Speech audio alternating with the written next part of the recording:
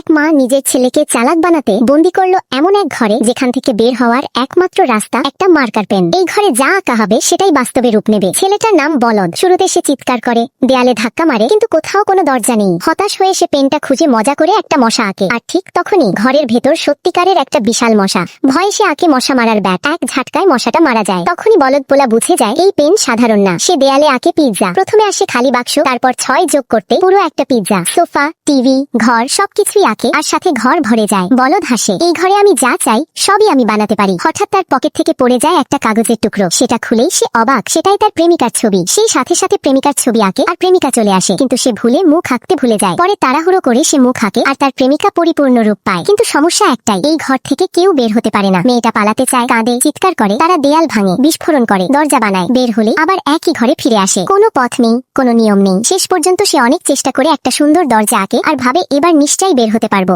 কিন্তু একটা দরজা খুললে আরেকটা, আরেকটা খুললে আরেকটা, এভাবে 100টা দরজা পেরিয়ে একটা রুম পায় আর তারা বেরিয়ে আসে।